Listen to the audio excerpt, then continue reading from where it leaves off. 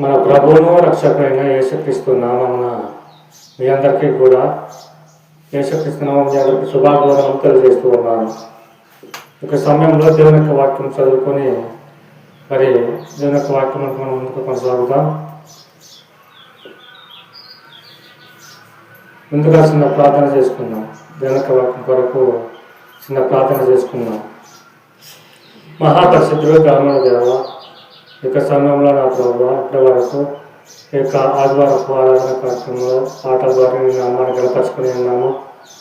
నీ యొక్క శ్రేష్టమైనటువంటి అమూలమైనటువంటి మాటలు మేము అనుభూతుండగా నా ప్రభావ నీ యొక్క పరిశుద్ధాత్మ ద్వారా నీ యొక్క లేఖన ఆధారాలతో ఉన్నటువంటి మాటలను నీకు బిడ్డలతో మీరే మాట్లాడమని ఆ యొక్క మాటలు నా ప్రభావ వాడు కూడా ప్రభావం యొక్క గ్రంథంలో తెలిసి పరిశీలించి పరిశోధించి సత్యము తెలుసుకొని నిజమైన క్రైస్తవ కుటుంబాలుగా ప్రతి ఒక్క కుటుంబము మరి ఈ యొక్క వాక్యానుసారంగా జీవించేటువంటి వారిగా అటువంటి కుటుంబాలకు అందరి స్థాపరచమని ప్రార్థన చేస్తున్నాను.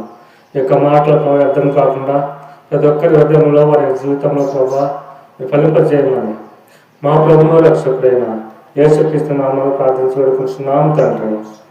ఆమేన్. మరొకసారి మన ప్రభు అయిన యేసుక్రీస్తు నామమున మీ అందరికీ కూడా శుభాభివందనం తెలియజేస్తూ ఉన్నాను. ఈ యొక్క సమయంలో దేవుని యొక్క వాక్యంలో నుండి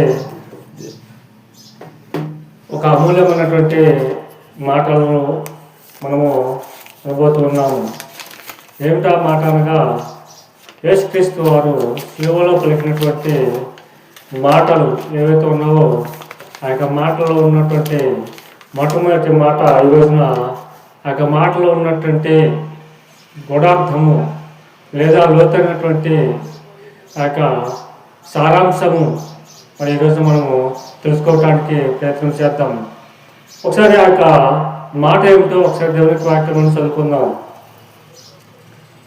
లూకాసు వార్త 23వ అధ్యాయము 34వ వచనం చదువుకుందాము. లూకాసు వార్త 23వ అధ్యాయము 34వ వచనము.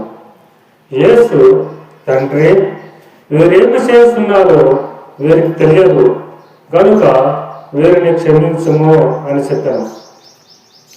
ప్రేమైనటువంటి దేవుని బిడ్డలారా, యేసుక్రీస్తు వారు సిలువలో ఉన్నప్పుడు అక్కడ ఉన్నటువంటి వారు ఎవరైతే సిలువ వేస్తూ ఉన్నారో, ఎవరైతే ఆయన అపహాస్యం చేస్తూ ఉన్నారో, ఎవరైతే ఆయనను హేళన చేస్తూ ఉన్నారో, ఎవరైతే ఆయనను కొరడా దెబ్బలు కొట్టి హింసించారో, అలాగే అక్కడ ఉన్నటువంటి వారు మరి ఎలాగైతే ఆయన సిలువ వేసి ఉన్నారో ప్రతి ఒక్కరు కూడా అక్కడ అంతమంది జనాంగం ఉన్నటువంటి ఆ స్థితిలో ఆ యొక్క ప్రజల మధ్యలో శిలువ మీద వేలాడుతున్నట్టు ఉన్నటువంటి యేసుక్రీస్తు వారు వారందరినీ చూసి ఏమని చెప్తున్నాడు అనగా, యేసు, తండ్రి, మీరేమి చేస్తున్నారో వీరికి తెలియదు కనుక వీరిని క్షమించుము అని చెప్పాను. గమనించండి, యేసుక్రీస్తు వారు అంతటి బాధలో ఉన్నప్పుడు ఆ శిలువ మీద ఆ శిక్ష అనుభవిస్తూ ఉన్నప్పుడు కూడా ఇక్కడ లేఖనం తెలియజేస్తుంది, స్వయంగా యేసుక్రీస్తు వారు పలుకుతున్నటువంటి ఒక మాట ఏమిటో అనగా, తండ్రి అనగా తండ్రి అయిన దేవునికి, యెహోవా దేవునికి ఈ యొక్క మాటను చెబుతున్నాడు. వీరు ఏమి చేస్తున్నారు, అసలు వీరికి తెలుసా, వీరికి తెలియదు కాబట్టి వీరిని క్షమించండి అంటూ తండ్రిని వేడుకుంటున్నాడు. ఇంతకు ఆ క్షమా గుణము లేదా క్షమించేటటువంటి యొక్క గుణము మనకి ఇక్కడ అర్థమవుతూ ఉంటుంది. కానీ ఇక్కడ ప్రాముఖ్యమైనటువంటి విషయం ఏంటంటే ఆయన క్షమాగుణము లేదా క్షమించే గుణము, ప్రేమ చూపే ఆ యొక్క విధానము మనకు ఆ యొక్క సువార్త పరిసరంలో ఆయన జీవించినటువంటి ఆ యొక్క కాలంలో మనం చూస్తే మనకు అర్థమవుతూ ఉంటుంది. కానీ ఇక్కడ ఈ యొక్క వచనంలో చూసినప్పుడు మొట్టమొదటిగా మనం ఆలోచన చేయవలసిన వారమై ఏమై ఉన్నదంటే, వీరేమి చేస్తున్నారో వీరికి తెలియదు అనే మాటను మనం ఒకసారి ఆలోచన చేయాలి. వీరేమి చేస్తున్నారో వీరికి తెలియదు. ఇంతకు అక్కడ ఉన్నటువంటి వారికి ఏమి తెలియదు, ఏమి తెలియదు అని యేసుక్రీస్తు వారు అంటున్నాడు. అలా ఆ యొక్క శ్రేష్టమైనటువంటి లేదా యేసుక్రీస్తు వారు చెప్పినటువంటి మాటలు ఉన్నటువంటి గోళార్థమైనటువంటి సంగతి వారికి తెలియకపోవటం వల్ల జరుగుతున్నటువంటి యేసుక్రీస్తు శిలువ మరణము ఏదైతే ఉందో ఆ మరణము ప్రపంచ మానవాళికి రక్షణ కలుగజేస్తుంది. కాబట్టి ఇక్కడ ప్రాముఖ్యంగా వారికి ఏమి తెలియదో ఒకసారి ఆలోచన చేద్దాం. అయితే ప్రాముఖ్యంగా ఒకసారి యోహాను సువార్త మొదటి అధ్యాయము 41-42 వచనాలు కనుక చదువుకున్నట్లయితే దేవుని యొక్క వాక్యము ఏ రీతిగా రాయబడి ఉన్నది. ఇతడు మొదట తన సహోదరుడైన సీమోనును చూసి, మేము మెస్సియాను కలుగుంటామని అతనితో చెప్పి యేసునొద్దకు అతని తోడుకుని వచ్చాను. మెస్సియా అను మాటకు అభిషిక్తుడు అని అర్థము. ప్రియమైనటువంటి దేవునికి బిడ్డలు ఆలోచన చేయండి. ఇక్కడ మెస్సియా అనేటువంటి మాటను ఇక్కడ తెలియజేస్తున్నాడు. అంటే ఆనాటి ప్రజలు యేసుక్రీస్తు వారు పుట్టకమునకు, యేసుక్రీస్తు వారు జన్మించకమునకు పాత నిబంధన ప్రకారంగా లేదా ప్రవచనాల ప్రవక్తలు ప్రవచించినట్టే ప్రవచనాల సారంగా ఎవరు రావాల్సిన అవసరం ఉన్నదంటే మెస్సియా అనేటువంటి వ్యక్తి రావాల్సిన అవసరం ఉన్నది. కాబట్టి ఆ అవసరమును మరి ఆనాటి ప్రజలు ఎదురు చూస్తున్నారు. ఆయన కొరకు ఎదురు చూస్తుంటే ఆ సమయంలో యేసుక్రీస్తు జన్మించాడు, పెద్దవాడయ్యాడు, సువార్త పరిచయం చేస్తున్నటువంటి ఆ సమయంలో ఇంకా అప్పటికే యేసుక్రీస్తు సువార్త పరిచర్య ప్రారంభింపబడలేదు. కేవలం బాప్తిసం తీసుకుని 40 దినములలో ఉపవాసం చేసి ఆ సాతానును జయించి తిరిగి వచ్చి ఉన్నాడు. అప్పుడు ఇక్కడ మొట్టమొదటి తన సహోదరుడు సీమోను చూసి మెస్సియాను కనుగొంటామని చెప్తున్నాడు. సీమోను వద్దకు వచ్చి అక్కడ అంద్రేయ, యోహాను అనేటువంటి వారు ఉంటారు. వారు వచ్చి సీమోను దగ్గరకు వచ్చి ఏమని చెప్తున్నారు అనగా, మేము మెస్సియాను కనుగొన్నాము అనగా పాత నిబంధన గ్రంథంలో ప్రవక్తలు ఏమని ప్రవచించారో ఆ ప్రవచించినటువంటి వ్యక్తి ఆ మెస్సియాను మేము కనుగొన్నామా అని అక్కడ వారు చెప్పడం జరుగుతున్నది. అయితే ప్రాముఖ్యంగా ఒకసారి ఆలోచన చేద్దాం. ఇక్కడ అభిషిక్తుడు అనేటువంటి మాటకు అనగా మెస్సియా అనేటువంటి మాటకు అభిషిక్తుడు అని అర్థము. మెస్సియా అనేటువంటి మాటకు అభిషిక్తుడు అని అర్థము. అలాగే క్రీస్తు అనేటువంటి మాటకు అభిషిక్తుడు అని అర్థం.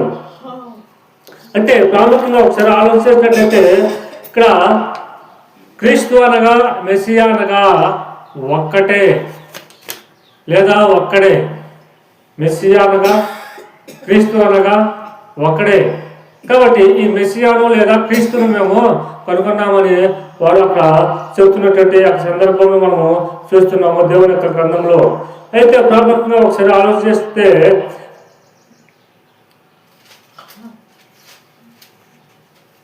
లూకా సువార్త 2వ అధ్యాయం 11వ వచనంలో దేవుని యొక్క వాక్యం మీద రాయబడి ఉన్నది.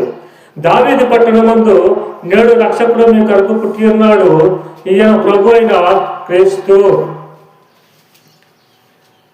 చూడండి ప్రియమైన దేవునిలారా, ఆయన పుట్టినప్పుడు దేవదూత చెప్తున్నటువంటి సమాచారము చూసినట్లయితే ఇక్కడ దావీదు పట్టణమందు నేడు రక్షకుడు మీ కొరకు పుట్టి ఉన్నాడు, ఈయన ప్రభు అయిన క్రీస్తు, ఈయనే మీరు ఎదురు చూస్తున్నటువంటి మెస్సియా అనేటువంటి సమాచారము దేవదూత ఇచ్చింది. అనేటువంటి సమాచారము దేవదూత ఇచ్చింది. కాబట్టి అక్కడ ఆనాటి గొర్రెల కాపర్లు కావచ్చు లేదా తూర్పు దేశ జ్ఞానులు కావచ్చు, ఆ ఆకాశంలో ఉన్నటువంటి తార ఏదైతే ఉందో ఆ తారలో ఉన్నటువంటి జ్ఞానులు వచ్చి అతడే రాజు, అతడే క్రీస్తు, అతడే మెస్సియా, రాజులకు రాజుగా పుట్టినటువంటి వాడు ఈయనే అని గ్రహించి ఆయన పూజించారు, ఆరాధించారు. గొర్రెల కాపర్లు వల్లలు వెళ్ళి ఆయనను కలుసుకొని ఆయనను పూజించినట్టుగా మనం చూస్తూ ఉన్నాము ప్రియమైనటువంటి దేవుని యొక్క బిడ్డలారా ఆయన పుట్టినప్పుడు. అయితే ప్రాముఖ్యంగా ఒకసారి చూసినట్లయితే లూకా సువార్త 2వ అధ్యాయం 21వ వచనంలో చూసినట్లయితే ఆ శిశువులకు సున్నతి చేయవలసిన 8వ దినము వచ్చినప్పుడు గర్భమందు ఆయన పడకమునకు దేవదూత చేత పెట్టబడిన యేసు అనే పేరు ఆయనకు పెట్టారు. చూడండి ప్రియమైన దేవుడు, ఇక్కడ యేసుక్రీస్తు పుట్టినప్పుడు 8వ దినమున ధర్మశాస్త్ర ప్రకారంగా 8వ దినం సున్నతి చేయవలసిన అవసరం ఉన్నది. ఆ సున్నత ప్రకారంగా దేవాలయములకు అనగా యెరూషలేములకు వెళ్ళి దేవాలయంలో యెరూషలేము దేవునికి వెళ్ళి సున్నత చేస్తూ ఏ ఏ పేరు పెట్టారు అనగా యేసు అనేటువంటి పేరు పెట్టారు. గమనించండి, ఇక్కడ ఏం పేరు పెట్టారంటే యేసు అనే పేరు పెట్టారు. క్రీస్తు అనేటువంటి ఆ యొక్క వ్యక్తి ఎవరైతే చూస్తున్నారో ఆ యొక్క నామము ఆయనకి పెట్టబడలేదు. ఎందుకు పెట్టబడలేదంటే క్రీస్తు అనగా అభిషిక్తుడు, అభిషేకించబడినటువంటి వాడు, రాజులకు రాజుగా ప్రభులకు ప్రభుగా అభిషేకించబడినటువంటి వాడుగా ఉండాలి. కానీ యేసుక్రీస్తు వారు పుట్టినప్పుడు పసివాడు, రాజుగా అభిషేకించబడలేదు. రాజులకు రాజుగా ప్రభులకు ప్రభుగా ఆయన అభిషేకించబడలేదు. గమనించండి ప్రేమ దేవుళ్ళారా, పరలోకంలో ఉన్నప్పుడైతే దేవుని సన్నిధిలో ఉన్నప్పుడైతే దేవునితో సమానంగా ఉన్నాడు. కానీ భూలోకములకు నా మానవ స్వరూపం ధరించినప్పుడు పసి పిల్లవాడిగా ఉన్నప్పుడే ఆయన రాజులకు రాజు ప్రభుగా ఉన్నటువంటి ఆయనను గొర్రెల కాపరులు జ్ఞానులు గుర్తించినప్పటికీ ఆయనకు సంపూర్ణమైనటువంటి అధికారము, రాజ్యాధికారము ఇవ్వబడలేదు. గమనించండి ప్రేమ పెట్టారా. అయితే అక్కడ ఏం పేరు పెట్టారనగా యేసు అనేటువంటి పేరు పెట్టారు. యేసు అనగా రక్షకుడు, క్రీస్తు అనగా అభిషిక్తుడు. గమనించండి, కాబట్టి ఈ యొక్క యేసు అనేటువంటి ఈయన క్రీస్తుగా అభిషేకించబడాలి. అప్పుడే రాజ్యము లేదా దైవికమైనటువంటి రాజ్యము స్థాపించబడుతుంది అనేటువంటి విషయము లేఖన ఆధారిత విషయాలు మనకు అర్థమవుతూ ఉంటాయి. అయితే పురావృత్తం ఒకసారి ఆలోచన చేసినట్లయితే మత్తయి సువార్త 2వ అధ్యాయం 4-5 వచనాలు చూసినప్పుడు, మత్తయి సువార్త 2వ అధ్యాయము 4-5 వచనాలు చూస్తే, కాబట్టి హేరోదు రాజు ప్రధాన యాజకులను ప్రజలలో నుండి శాస్త్రులను అందరినీ సమకూర్చి క్రీస్తు ఎక్కడ పుట్టునని వారిని అడిగాను.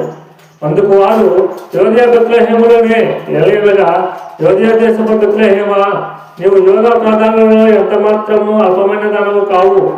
ఇశ్రాయేలును నా ప్రజలను పరిపాలించు అధిపతి నీలో నుండి వచ్చును అనగా ప్రవక్త ప్రదర్శించినటువంటి ఆ యొక్క ప్రవచనమును హేరోదు మహారాజు అసలు క్రీస్తు అనేటువంటి వ్యక్తి ఎక్కడ పడతాడో ఏమైనా ఆధారం ఉన్నదా అని అడిగినప్పుడు గ్రంథాలను తిరగవేస్తే పాత నిబంధన గ్రంథంలో ప్రవక్తలు ప్రదర్శించినటువంటి అనేక లేఖన ఆధారాలు వారికి కనపడ్డాయి. వాటిలో ప్రాముఖ్యమైనదిగా యోదయ దేశపు బెత్లెహేములో ఆయన పుడతాడనేటువంటి విషయము వారికి కనపడితే, ఇదిగో హేరోదు మహారాజా క్రీస్తు అనేటువంటి వ్యక్తి ఇక్కడే పుడతాడు, కాబట్టి ఈ ప్రాంతంలో పుడతాడని ఆయన తెలియజేసినప్పుడు ఆయన యేసుక్రీస్తు వారిని చంపడానికి హేరోదు మహారాజు కుట్రపడినట్టుగా మనం చూస్తున్నాము. 2 సంవత్సరంలో కలిగినటువంటి పసిపిల్లలను మగపిల్ల వాళ్ళందరినీ సంహరించాడు. ఒక్కడి కోసము ఆనాటి 2 సంవత్సరాలు కలిగినటువంటి పసిపిల్లలను మగపిల్లలను సంహరించినట్టుగా మనం చూస్తున్నాం. అందుకే అక్కడ రాయబడింది, రామాలో అంగాలార్పు వినబడింది అనేటువంటి ప్రవచనం కూడా మనకు కనబడుతున్నది. అది నెరవేర్చబడినట్టుగా మనం చూస్తూ ఉన్నాము ప్రేమైనటువంటి దేవుని బిడ్డలారా. అయితే ప్రాముఖ్యంగా యేసుక్రీస్తు వారు పెరిగి పెద్దయిన తర్వాత ఆయన సువార్త పరిచర్య చేస్తూ అనేక ప్రాంతాలు తిరుగుతూ అనేకమైనటువంటి అద్భుతాలు చేస్తూ ఆశ్చర్యకరాలు చేస్తూ కుంటి వారికి కాళ్ళు ఇస్తూ, అలాగే చెవిటి వారికి వినికిడి కలగజేస్తూ, పక్షవాయుగా వారికి స్వస్థతగా అనుగ్రహిస్తూ, అలాగే చివరకు మరణం పొందినటువంటి లాజరు సైతం కూడా బ్రతికించినటువంటి అనేక అద్భుతాలు చేశాడు. అయితే ప్రాముఖ్యంగా ఒకనొక దినమున ఒక విషయం జరిగినది, ఒక సంఘటన జరిగింది. ఏమిటో సంఘటన అనగా బాప్తిస్మిచ్చి యోహాను చెరసాలలో వేయబడ్డాడు. గమనించండి, బాప్తిస్మిచ్చి యోహాను శస్త్రాలలో వేయబడ్డాడు. ఎందుకు వేయబడ్డాడు అనగా హేరోదు మహారాజు అనేటువంటి ఆ మహారాజు తన జన్మదిన వేడుకలో నాట్యం చేసేటటువంటి ఒక స్త్రీ కోరిక మేరకు వలన బాప్తిస్మిచ్చి యోహాను తల నాకు కావాలి అని అడిగింది. బాప్తిస్మిచ్చి యోహాను యొక్క తల నాకు కావాలి అని అడిగినప్పుడు గమనించండి, జరిగిన ఆ సంఘటన జరిగిన మునుపు బాప్తిస్మిచ్చి యోహాను ఎక్కడ ఉన్నాడు అనగా శరసాలలో ఉన్నాడు. ఆ శరసాలలో ఉన్నప్పుడు బాప్తిస్మిచ్చి యోహానుకు ఒక అనుమానం వచ్చింది. ఒక అనుమానము వచ్చింది. ఏమిటా అనుమానం అనగా ఇశ్రాయేలు పరిపాలించేవాడు అధిపతి నీళ్ళ నుండి వచ్చును అనే ప్రవచనాలు ఉన్నాయి.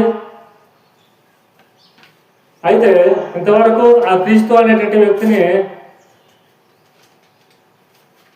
మేము కనుగొనలేకపోయామా అనేటువంటి అనుమానం వచ్చింది. వాస్తవంగా యేసుక్రీస్తు వారికి బాప్తిస్మం ఇచ్చినప్పుడు ఏమని పలికాడు? ఇదిగో లోక పాపమును మోసుకొని పో దేవుని గొర్రె పిల్ల అన్నాడు. గ్రహించాడు, ఈయనే క్రీస్తు అని గ్రహించాడు. కానీ ఇక్కడ ఏం జరుగుతుందంటే యేసుక్రీస్తు వారు రాజులకు రాజుగా ప్రభువులకు ప్రభువుగా అధికారం చేయటం లేదు, యోధ రాజ్యమును ఏర్పడి చేయటం లేదు. అనేక మందికి దేవుని యొక్క రాజ్యం గురించి ప్రకటన చేస్తూ ఆయా ప్రాంతాల్లో తిరుగుతూ అనేక మందికి అనేక రకాలుగా మరి మహత్కారాలు చేస్తూ యేసుక్రీస్తు వారు జీవిస్తున్నటువంటి యొక్క విధానాన్ని చూసి అసలు ఏదైనా మేము ఎదురుచూసినటువంటి యొక్క మెస్సయ్య క్రీస్తు ఏదైనా అనేటువంటి అనుమానము బాప్తిస్మిచ్చి యోహానుకు శస్త్రాలలో ఉన్నప్పుడు వచ్చింది. శస్త్రాలలో ఉన్నప్పుడు వచ్చినప్పుడు తన శిష్యులను పంపాడు. తన శిష్యులను పంపి ఏమని అడగమన్నాడో ఒకసారి చూద్దాం. మత్తయి సువార్త 11వ అధ్యాయము 2-6 చూసినట్లయితే మత్తయి సువార్త 11వ అధ్యాయము 2-6 క్రీస్తు చేస్తున్న కార్యములను గురించి యోహాను శరసాలలో విని రాబోవాడవు నీవేనా, మేము మర్యాద కొరకు కనిపెట్టవలన. అంటే ఎవరి కొరకు కనిపెడుతున్నారు? ఆనాటి ప్రజలు అనగా క్రీస్తు కొరకు, మెస్సయ్య కొరకు కనిపెడుతున్నటువంటి రోజులవి. తర్వాత ఈ యొక్క క్రీస్తు చేసినటువంటి కార్యముల గురించి శరసాలలో ఉన్నటువంటి యోహాను గారు ఒక మాట్లాడటానికి తన శిష్యులను పంపాడు యేసుక్రీస్తు వారి దగ్గరకు. రాబోవాడవు నీవేనా, మేము మరి ఒకరి కొరకు ఎదురు చూడవలనా. అంటే అనుమానం వచ్చింది. బాప్తిస్మం ఇచ్చింది ఆయనే, లోక పాపమును మోసుకొని పో దేవుని గొర్రె పిల్ల అని చెప్పింది ఆయనే, ఏనే మీ రక్షకుడు అని చెప్పింది ఆయనే. కానీ ఇక్కడ దైవికమంటే యోధారాజ్యం అనేది స్థాపించబడటం లేదు. అసలు యోధారాజ్యం అనే కాదు, అంటే ప్రపంచానికి రాజులకు రాజుగా అభిషేకించబడతాడనే విషయం అర్థం కావడం లేదు. ప్రపంచమంతటికి కూడా రాజులకు రాజుగా ప్రభువులకు ప్రభువుగా అభిషేకించబడతాడు అనే విషయము అర్థం కావట్లేదు ఆనాటి ప్రజలకి. అదే విషయంలో ఇక్కడ చిన్న సందేహము బాప్తిస్మం యోహాను గారు కూడా కలిగింది. కాబట్టి అక్కడ మాట్లాడడానికి పంపించినప్పుడు యేసుక్రీస్తు వారు చెప్తున్నటువంటి సమాధానం ఏమిటో ఒకసారి ఆలోచించేద్దాం. ఒకసారి చదువుదాం. క్రీస్తు చేస్తున్న కార్యములను గురించి యోహాను శరసాలలో విని రాబోవాడవు నీవేనా, మేము మరి ఒకరి వరకు కనిపెట్టవలనా అని ఆయనను అడుగుటకు తన శిష్యులను పంపెను. యేసు వారిని చూసి మీరు వెళ్ళి విన్న వాటిని కన్న వాటిని యోహానుకు తెలుపుడి. గుడ్డివారు చూపు పొందుతున్నారు, కుంటివారు నడుస్తున్నారు, కుష్ఠరోగులు శుద్ధులవుతున్నారు, చెవిటివారు వినుస్తున్నారు, చనిపోయిన వారు లేపబడుతున్నారు, బేదలకు సువార్త ప్రకటింపబడుతున్నది, మరియు నా విషయమై అభ్యంతరపడిన వాడు తండ్రుడని ఉత్తరం ఇచ్చాను. కాబట్టి ఇవన్నీ కూడా పాత నిబంధన గ్రంథంలో ప్రవచన రూపంగా రాయబడి ఉన్నవి కదా, ఇవన్నీ కూడా జరుగుతున్నాయి కదా. ఏం జరుగుతున్నాయి అనగా గుడ్డివారు చూపు పొందుతున్నారు, కుంటివారు నడుస్తున్నారు, కుష్ఠరోగులు శుద్ధులవుతున్నారు, చెవిటి వారు నడుస్తున్నారు, చనిపోయిన వారు చేతపడలేకపోతున్నారు. ఇవన్నీ కూడా చూసినప్పుడు మీరు నా విషయమే ఎందుకు అభ్యంతరపడుతున్నారు? నేనే క్రీస్తును, నేనే మెస్సయ్యను అనేటువంటి విషయము అక్కడ స్పష్టంగా యేసుక్రీస్తు వారి సమాధానం చెప్పి వారిని పంపినట్టుగా మనం చూస్తున్నాము. ప్రేమైనటువంటి దేవుని బిడ్డలారా, కాబట్టి ఇక్కడ మరి నా విషయమే అభ్యంతరం పడిన వాడు ధన్యుడు. కాబట్టి ఆయన విషయమై అభ్యంతరం పడకుండా మరి ఆనాటి ప్రజలు మరి ఎదురు చూస్తున్న తర్వాత బాప్తిస్మ యోహాను సమాచారం మేరకు ఆయనను విశ్వసించారు. కానీ ఇక్కడ ఒక చిన్న విషయం ఏంటంటే, ఏనే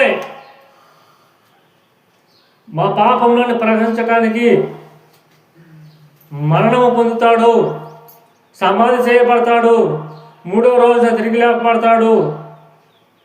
ఈయన సర్వమానవ ఒక్క యోధా ప్రజలకు, ఇశ్రాయేలు జనాంగానికి మాత్రమే కాదు, సర్వమానవాళికి రక్షకుడుగా అవతరించబడతాడు. సర్వమానవాళికి పరలోకం వెళ్ళటానికి తానే ఒక మార్గమై ఉంటాడు అనే విషయము వారికి అర్థం కావట్లేదు. ఏనే క్రీస్తు అనే విషయం వారికి అర్థం కావట్లేదు. ఎవరికి?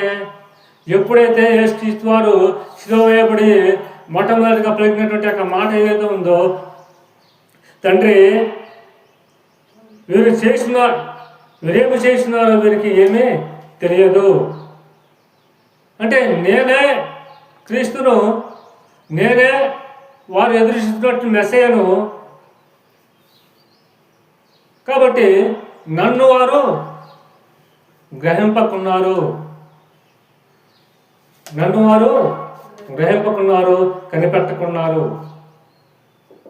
కనిపెట్టినట్లయితే వారు సిలువ వేయకపోయి ఉందరు. అయినను నీవు నన్ను పంపిన విధానం దేనికి పంపినావా? నన్ను ఈ లోకానికి పంపితే అనగా సర్వమానవాళి పాప పరిహార్థమై సిలువ మరణం పొంది సమాధి చేయబడి 3వ దినంలో సర్వమానవాళికి నిత్య జీవం ఇవ్వడానికి రేపడే విషయం ఏదైతే ఉందో అది లేఖన ఆధారాలతో కూడినటువంటి విషయంలో వారికి గ్రహింపకున్నారు. చూడండి ప్రేమగా, అయితే ఒక విషయం చెప్తా, ఎందుకు వారు గ్రహింపకున్నారంటే ఒకసారి ఒక వాక్యం చదివితే మీకు అర్థమవుతూ ఉంటుంది. ప్రేమగా లూకాసు వార్త 22వ అధ్యాయము 67వ వచనము. లూకాసు వార్త 22వ అధ్యాయము 67వ వచనము. నీవు క్రీస్తు అయితే మాతో చెప్పుకున్నది. ఏమంటారండి? నీవు క్రీస్తు అయితే మాతో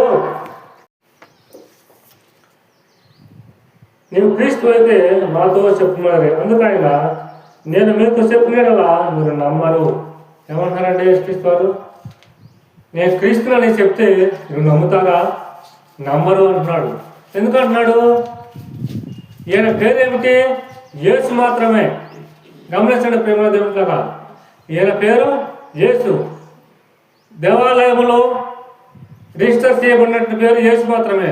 క్రీస్తు ప్రభు అని ఆయన రిజిస్టర్ చేయబడలేదు పేరు. అందుకే ప్రభు నువ్వు క్రీస్తు అయితే మాతో చెప్పుకున్నది. అందుకైనా నేను మీతో చెప్పినలా మీరు నమ్మరు.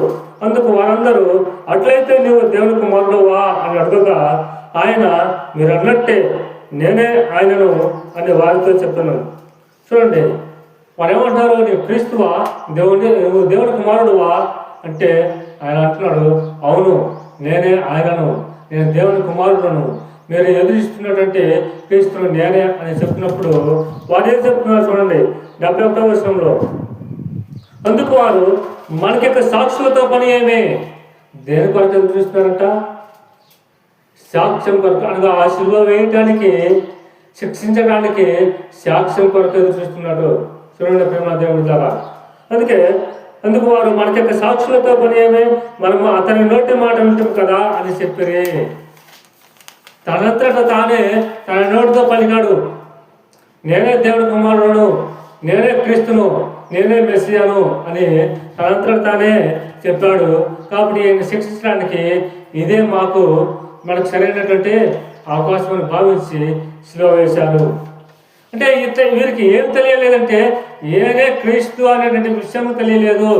వారు ఎదురు చూస్తున్నటువంటి మెస్సియా ఈయనే అనే విషయం వారికి అర్థం కావలేదు.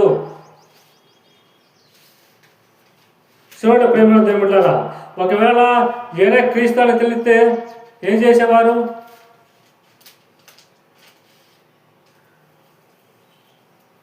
ఆయనను శిలువ వేయక రాజాతి రాజుగా, ప్రభువులకు ప్రభువుగా అంగీకరించేవారేమో. కానీ ఇక్కడ ఏం జరుగుతుందంటే ఆయన ఆ యోధా రాజ్యం, ఆ యోధా వారి కొరకో ఇశ్రాయేల్ వారికో కాదు ఆయన శిలువ మరణం పొందేది. సర్వమానవాళి పాప పరిహార్థమై ఆయన శిలువ మరణం పొందవలసిన అవసరత దేవుని చిత్తంలో నిర్ణయించబడింది. దేవుని సంకల్పంలో నిర్ణయించబడ్డ ఆ యొక్క దేవుని చిత్తంలో నిర్ణయించబడింది. కాబట్టి వారు నేనే ఆయనను అని చెప్పినా కానీ వారికి నమ్మకుండా ఉన్నారు. కాబట్టి ఏమంటున్నారంటే వీరేమి చేస్తున్నారో వీరికి తెలియదు, వీరిని క్షమించు తండ్రి అంటున్నాడు ప్రేమ పెట్టారా. కాబట్టి వారికి తెలియనటువంటి విషయాన్ని దేవుడు ఇక్కడ ప్రశ్న అనగా తండ్రితో ఒక మనవిలాగా, ఒక విజ్ఞాపనలాగా శిలువ మరణము పొందుతూ ఆ శిలువ మరణంలో అట్టి సమయంలో ఉండే వారి కొరకు క్షమించమని వేడుకుంటున్నాడు ప్రేమైనటువంటి దేవునికి బిడ్డలారా. అయితే మరొక విషయము ఆలోచించినట్లయితే మార్కు వార్త 14వ అధ్యాయం 61వ వచనం చూసినట్లయితే, మార్కు వార్త 14వ అధ్యాయము 61వ వచనం చూసినట్లయితే దేవుని యొక్క వాక్యం ఎదురుగా రాయబడి ఉన్నది. అయితే ఆయన ఉత్తరమేమీ చెప్పక ఊరకున్నాను. తిరిగి ప్రధాన యాజకుడు పరమాత్మని కుమారుడు అయిన క్రీస్తువు నీవేనా అని ఆయనను అడగగా, ఇక్కడ రోమా అధికారులు యేసుక్రీస్తు వారిని పట్టి బంధించి పిలాతు అనేటువంటి గవర్నర్ దగ్గర తీసుకొని వచ్చినప్పుడు ఆయన విచారణ చేసేటువంటి సమయంలో ఆ పిలాతు అనేటువంటి గవర్నరు యేసుక్రీస్తు వారితో ఈ యొక్క మాట మాట్లాడుతున్నాడు. ఏమని మాట్లాడుతున్నాడనగా, చూడండి ప్రేమ దేవుడు ప్రధాన యాజకుడు అంటున్నాడు. ఇక్కడ మాట్లాడేది ఎవరనగా ప్రధాన యాజకుడు అనగా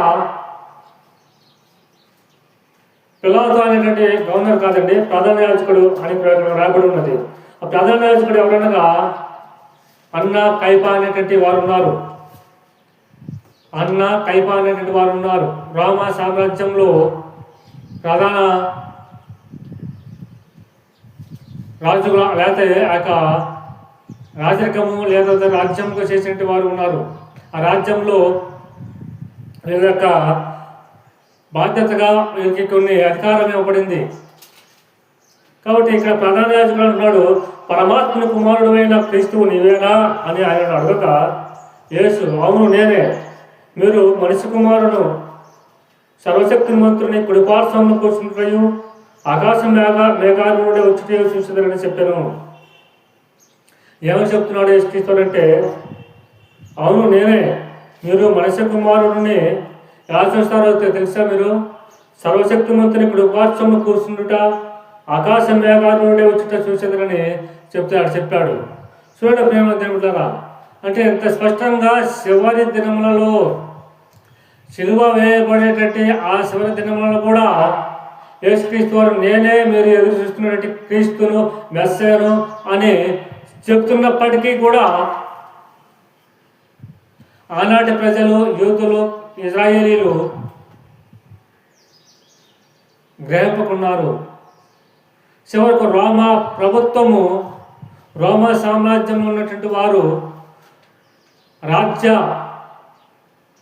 కాంక్షతో మా రాజ్యము పడిపోతుందేమో, మా రాజ్యము కూలిపోతుందేమో, ఈయన కనుక రాజ్యము చేయవలసి వస్తే మా రాజ్యము కూలిపోతుందేమో అనేటువంటి ఆ యొక్క భయముతో ఈయనను సిలువ వేయటానికి అనేక సాక్ష్యాలు, దొంగ సాక్ష్యాలు చెప్పినట్టుగా మనం చూస్తున్నాము.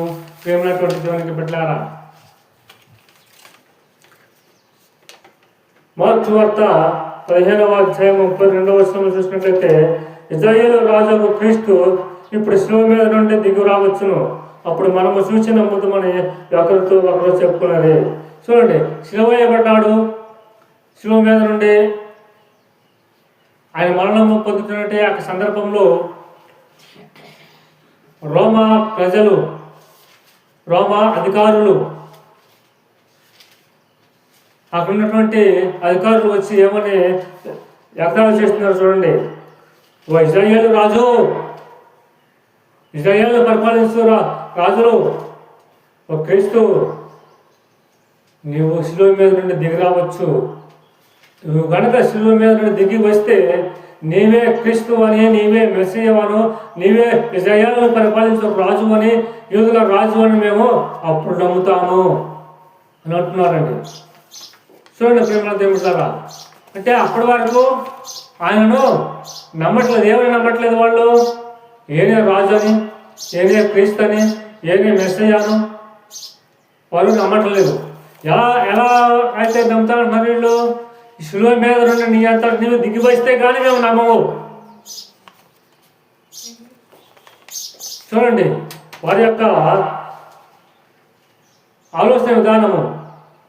శిలువ మీద నుండి నువ్వు దిగి వస్తే కానీ మేము నీవు క్రీస్తు అని, మెస్సీయవను, దేవుని కుమారుడు అని మేము నమ్ముదాము, లేకపోతే మేము నమ్మము అనేటువంటి విధానము అక్కడ వారు పలుకుతున్నట్టు మనం చూస్తున్నాము దేవుని యొక్క లేఖనంలో నుండి. ప్రియమైనటువంటి దేవుని బిడ్డలారా, అదే రీతిగా ఇప్పుడు ఉన్నటువంటి ఈ క్రైస్తవ కాలంలో ఇప్పుడు జరుగుతున్నటువంటి ఈ యొక్క విధానంలో కూడా క్రీస్తును రాజుగా అంగీకరించట్లేదు. ఎవరు అంగీకరించట్లేదు అనగా, ఆనాడైతే సొంత ప్రజలు ఇశ్రాయేలీలు యూదులు అంగీకరించలేదు. ఈనాడైతే క్రైస్తవులే క్రీస్తును అంగీకరించినటువంటి వారే, క్రీస్తును మరి మా రక్షకుడు అనేటువంటి వారు ఏ భావనతో ఉన్నారో వారే అంగీకరించట్లేదు. అదేమిటయ్యా ఎంత మాట అన్నామంటారేమో. వాస్తవము సత్యము మీకు తెలియకున్నది. ఆనాడు ఎలాగైతే సత్యము ఏనే క్రీస్తు అని వారికి ఎలాగైతే నమ్మలేదు, అలాగే క్రీస్తు అనేటువంటి ఆయన ఒక సంఘమును కట్టాడని, ఆ సంఘమే దైవికమైనటువంటి రాజ్యమని, ఆ సంఘమే క్రీస్తు అనేటువంటి నామంతో పిలువబడిందని, కాబట్టి ఆ సంఘము అనేది శరీరంతో పోల్చబడినదని, ఆ శరీరంతో పోల్చబడినదని అనని, అలాగే సంఘంలో శిరస్సు క్రీస్తు అని తెలియక పొరపడుతున్నారు. తెలిసి కూడా తప్పు చేస్తున్నారు కొంతమంది. సంఘములకు శిరస్సు క్రీస్తు అని స్పష్టంగా వ్రాయబడినది. సంఘము శరీరంతో పోల్చబడినది. సంఘము శరీరంతో పోల్చబడినప్పుడు ఒక శరీరమునకు ఎన్ని శిరస్సులు ఉంటాయన్న అంటే ఒకటే శిరస్సు. ఒక మనిషి బాడీకి ఎన్ని శిరస్సులు ఉంటాయంటే ఒకటే శిరస్సు ఉంటుంది. అలాగే సంఘమునకు ఎంతమంది లేదా ఎన్ని శిరస్సులు లేదా ఎంతమంది క్రీస్తులు ఉంటారు అనగా ఒక్కడే క్రీస్తు ఉన్నాడు. చూడండి క్రైస్తవులారా, గమనించండి ఈ విషయము. బైబిల్ గ్రంథంలో స్పష్టంగా చదవండి. శరీరమునకు, సంఘము అను శరీరమునకు ఆయనే శిరస్సు. గమనించండి, సంఘము అను శరీరమునకు, శరీరములు అనలేదు, శరీరము అనగా ఏకవచనము, ఒక్కటే శరీరమునకు ఒక్కడే శిరస్సు అనగా ఒక్కడే సంఘము, ఆ సంఘమునకు శిరస్సు క్రీస్తే. అలాగే ఆనాటి క్రైస్తవులు క్రీస్తును ఎలాగైతే అంగీకరింపకుండా శిలువ వేయబడి చెప్పారో, అలాగే ఈ రోజున క్రైస్తవులు కూడా అనేక రకాలుగా, అనేక విభాగాలుగా విభజింపబడి అనేక సంఘాలుగా, అనేక రకాలుగా, అనేక బోధలుగా తమంతటిగానే అనేక సంఘాలను నిర్మించుకుంటూ, సంఘాలను స్థాపించుకుంటూ క్రీస్తు కట్టిన సంఘమును, క్రీస్తు సంఘమును ఎరగక ఉన్నారు. ఎరగక ఉన్నా మళ్ళీ ఏమని చెప్తున్నారంటే మేము క్రైస్తవులమని చెప్తున్నారు. ఎంత దౌర్భాగ్యమో చూడండి. క్రీస్తు కట్టిన సంఘమును ఎరగక ఉన్నా మరలా ఏమని చెప్తున్నారు? మేము క్రైస్తవులమని చెప్తున్నారు. మరొక విషయం ఏంటంటే, అసలు సంఘమును స్థాపించడానికి ఒక మనిషి ఏం చేయాలో తెలుసా? ఒక సంఘములో ఒక మనిషి స్థాపించాలని ఏం చేయాలో తెలుసా? పరలోకం నుండి పరిశుద్ధుడిగా పుట్టాలి, సమాధి అనగా శిలువ మరణం పొందాలి, సమాధి చేయబడాలి, 3వ రోజున తిరిగి లేపబడాలి. అటువంటి వారు మానవులు ఎవరైనా ఉన్నారా? అటువంటి వారికి అర్హత ఉంది సంఘాన్ని స్థాపించడానికి. ఎవరైనా ఈ భూలోకం ఉంటే చెప్పండి. ఎవరో లేరు. ఎవరో లేనప్పుడు సంఘములు సొంతగా స్థాపించడానికి, నిర్మించడానికి నీకే అధికారం ఉన్నది. అట్టి అధికారమును యేసుక్రీస్తు వారు పొందాడు. ఎలా పొందాడు అనగా, ఆయన శిలువ మరణం పొంది సమాధి చేయబడి 3వ దినమున సమాధి జయించి తిరిగి లేచాడు. ఆ క్రియ చేయడం ద్వారా పరలోకంలో దేవుడు యేసుక్రీస్తు వారు ఆరోహణం వెళ్ళిపోయిన తర్వాత తండ్రి అయిన దేవుడు యేసుక్రీస్తు వారికి సింహాసనాన్ని ఇచ్చాడు. అపోస్తలుల కార్యాల గ్రంథం 2వ అధ్యాయం 36వ వచనం చదవండి. మీరు సిలువ వేసిన ఈ యేసునే దేవుడు ప్రభువుగాను క్రీస్తుగాను నియమించను. ఎవరు నియమించాడు? ప్రభుగా క్రీస్తుగా అంటే దేవుడే స్వయంగా నియమించాడు యేసుక్రీస్తు వారిని రాజ్యమునకు శిరస్సుగా. నీకే అధికారం ఉన్నదని సొంతగా ఒక సంఘాన్ని స్థాపిస్తావు? ఎవరిచ్చారు ఆ అధికారము? ఎవరు నియమించారు అంటే, ఒకవేళ నన్ను అడుగుతారేమో, నీకు ఇక్కడ సంఘంలో ఒక స్థాపించావు లేకపోతే కడుతున్నావు, ఏ అధికారంతో కడతావన్నా? ఇది నా సంఘం అయితే కాదు. జస్ట్ ఇది నాకు నీడగా ఉండటానికి, వానకి లేదా ఎండకు రక్షణ కవసంగా ఉండటానికి ఈ యొక్క షెడ్ అనేది వేయడం జరిగింది. కానీ సంఘాలను స్థాపించడానికి నాకు ఎటువంటి అర్హత లేదు. అసలు స్థాపించడానికి అట్టి విధానంలో నాకు దేవుడు ఇచ్చినటువంటి అధికారం నాకు లేదు. ఎవరికున్న దానిగా సాక్షాత్తు తాను పంపిన యేసుక్రీస్తు వారికి మాత్రమే సంఘం స్థాపించడానికి అధికారం ఉన్నది. ఆయనే స్థాపించాడు. ఈ విషయమును పక్కన పెట్టి అనేక మంది అనేక రకాలుగా అనేక సంఘాలను స్థాపించుకుంటూ అనేక రకాలైన బోధలు బోధిస్తూ సత్యాన్ని, నిజమైన క్రైస్తవ సంఘాన్ని లేదా తాను స్థాపించినటువంటి యేసుక్రీస్తు స్థాపించినటువంటి క్రీస్తు సంఘాన్ని చూడండి ఎంతగా మరుగున పెడుతున్నారో చూడండి. ఏం బోధిస్తున్నామో మనం, ఏం ప్రజలకు చెప్తున్నాము?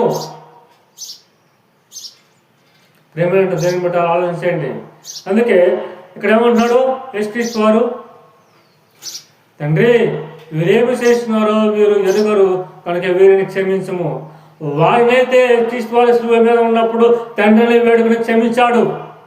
కానీ ఈ రోజున బోధకులుగా ఉన్నటువంటి మనము సత్యము నిజమైనటువంటి బోధ చేయకపోతే రేపు మనము క్షమింపబడతామా? బైబిల్ గ్రంథంలో ఎన్ని సంఘాలు ఉన్నాయి? ఒక్కటే సంఘం ఉన్నదనే విషయము ఎందుకు చెప్పట్లేదు? ఎందుకు ప్రజలను గలిబిలి చేస్తూ అనేక బోధలు చేస్తూ నిజమైనటువంటి ఆ సత్య సువార్తను ప్రకటన తప్పుదా పడుతున్నది? చదువులేదా? ఈ రోజున కంప్యూటర్ రంగంలో డిగ్రీ చదివినటువంటి వారు ఉన్నారు. మరి అనేక రకాలుగా డిగ్రీలు చేసినటువంటి చదివినటువంటి వారు ఉన్నారు. ఉద్యోగాలు టీచర్లు గాను లేకపోతే లాయర్లు గాను ఇంకా అనేక రకాలుగా చదవగలిగినటువంటి వారు ఉన్నారు. మరి వారు సైతం కూడా ఎందుకు బైబిల్ గ్రంథము చదివి సత్యాన్ని చంపుకున్నారు? అంటే సత్యము మీకు అర్థం కాకుండా పోతుందా? అంటే చదివినా కానీ మీకు అర్థం కావట్లేదా? ఒకవేళ అర్థం కాకపోతే నీవు చదివినటువంటి చదువు వ్యర్థమే. నాకు తెలిసి నువ్వు ఎంత డిగ్రీలు చేసినా, ఎంత ఉద్యోగం చేసినా, ఏ లాయర్ ఉద్యోగం చేసినా, ఏ టీచర్ ఉద్యోగం చేసినా నీవు చదివినటువంటి చదువు వ్యర్థము. ఎందుకు వ్యర్థము అని చెప్తున్నట్టే, బైబిల్ గ్రంథంలో ఉన్నటువంటి నిజమైనటువంటి ఆ విషయము స్పష్టంగా తెలుగులో రాయబడినప్పటికీ నీకు అర్థమయ్యే రీతిగా దేవుడు నీ భాషలో నీకు నీ ఇంటిలోకి నీ చేతిలోకి నువ్వు చదివే విధంగా నీకు ఇంట్లో తీసుకొచ్చి పెడితే నువ్వు చదువుతూ ఉన్నా కూడా నీకెందుకు అర్థం కావడం లేదు? క్రైస్తవ సంఘం అనేది ఒక్కటే, అనేకములు లేదా ఎన్నో లేవు అనే విషయం నీకెందుకు అర్థం కావట్లేదు? అక్కడైతే వారిని క్షమించాడు యేసుక్రీస్తు సిలువలో ఉన్నప్పుడు, రేపటి దినమున నిన్ను నన్ను క్షమిస్తాడు సత్యం అనేది చెప్పకపోతే తీసుకెళ్ళి నరకాన పడేంటంటే చెప్పేటంటే మనము మన దగ్గరకు వచ్చేటటువంటి వారు సైతం కూడా ఎక్కడికి వెళ్తారు? నరకానికి వెళ్తారు. అంటే మనం చెప్పేటటువంటి బోధ ఒక మనిషి రక్షించాలే కానీ నరకానికి తీసుకెళ్లేటువంటి ఆ బోధ ఉండకూడదు. గమనించండి ప్రేమ దేవుడారా. కాబట్టి ఆనాడు యేసుక్రీస్తు శిలువ మీద ఉన్నప్పుడు మొట్టమొదటి పలికినట్టు మాట, తండ్రి మీరు ఏమి చేసినారో మీరు ఎరుగరు కనుక వీరిని క్షమించమన్నా అంటే అర్థం ఏంటంటే వారికి ఏనే క్రీస్తు అని, ఏనే మెస్సియా అని, ఏనే దేవుని కుమారుడని వారికి తెలియలేదు. ఈరోజు కూడా నీవు కూడా అదే విషయము ఏమని చెప్తున్నావు? ఏనే రక్షకుడు అని చెప్తున్నావు, ఏనే ప్రభులకు ప్రభు అని చెప్తున్నావు, ఏనే రాజు చెప్తున్నావు, ఏనే లోకరక్షకుడు అని చెప్తున్నావు. కానీ ఒక్కడి మాత్రం మర్చిపోతున్నావు. ఏం మర్చిపోతున్నావో తెలుసా?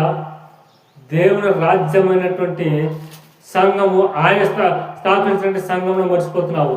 నీవెలా క్రైస్తవ బోధకులు అవుతాము, క్రైస్తవులు అవుతాము? ఒకసారి ఆలోచన చేయండి ప్రేమ అర్థం బిడ్డలారా. చదవండి వాక్యమును, చదవండి, సత్యాన్ని తెలుసుకోండి. కాబట్టి ఈ విషయంలో యేసుక్రీస్తు చెప్పినటువంటి మాటలు ఆనాడు ప్రజలైతే క్షమింపబడ్డారు. కానీ ఈనాటి ప్రజలమైనటువంటి మనము బోధకులైనా సరే విశ్వాసులైనా సరే క్షమింపబడతామా? సత్యము మనకు ఎందుకు అర్థం కావడం లేదు? సత్యము మనలను స్వతంత్రంగా చేస్తుందని దేవుని యొక్క వాక్యము మనకు స్పష్టంగా తెలియజేస్తుంది. కానీ సత్యమును అసత్యమునుగా మనం ప్రకటన చేస్తే నీతో పాటు నాతో పాటు విశ్వాసులను కూడా నరకానికి తీసుకెళ్ళేటువంటి వారిగా ఉంటామా?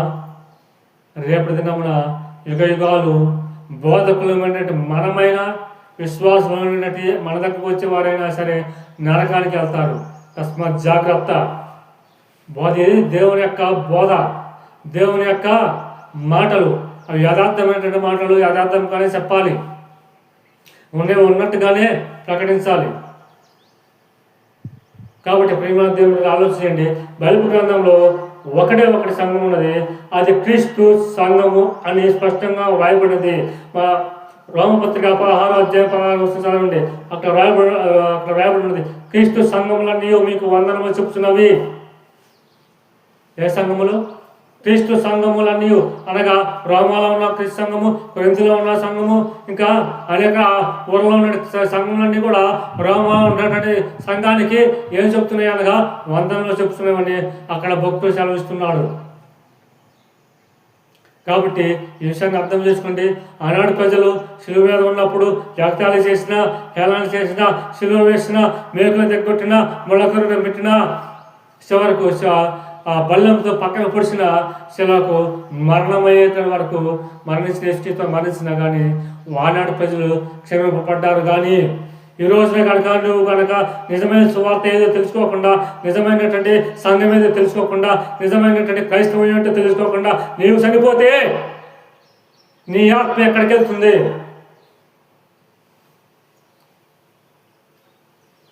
నీ ఆత్మకు నీ దగ్గర ఉన్నటువంటి గ్రంథము 2 విషయాలు స్పష్టంగా తెలియజేస్తుంది.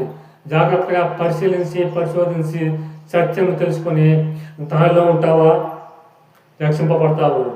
లేదు లోకము అనేక రకాలుగా, అనేక సంఘాలుగా, అనేక విధాలుగా ఉంటుంది, అట్టే నేను పోతానంటావా? వెళ్ళు, వారు ఎక్కడ పోతారు, నీవు అక్కడికే పోతావు. ఇది బైబిల్ గ్రంథం చెప్తున్నటువంటి స్పష్టమైనటువంటి మాట. ఆనాడు ప్రజలు క్షమింపబడ్డారు. మరి ఈనాడు ప్రజలుగా ఉన్నటువంటి మనము క్షమింపబడటానికి సిద్ధంగా ఉంటామా? సిద్ధంగా ఉంటే సత్యాన్ని తెలుసుకుందాం, నిజమైన క్రైస్తవ సంఘము, క్రీస్తు సంఘము అని దేవుని లేఖన ఆధారతో ఉన్నటువంటి విషయాలు మనం తెలుసుకొని ఆ సంఘంలో చేరి నిజమైన దేవుని ఆరాధించేటువంటి వారికి ఉంటే మనము అప్పుడు క్రైస్తవ కుటుంబము దేవుని దృష్టిలో పిలువబడుతూ ఉంటుంది. రేపటి యేసు రెండో రాకడలో వచ్చినప్పుడు ఎత్తపడే సంఘముగా ఉంటాము. ఇప్పటి వారిగా ఉండాలని కోరుతూ ఇక మాటలు నేను ముగిస్తున్నాను. మీ అందరికీ కూడా వందనాలు తెలియజేస్తున్నాను.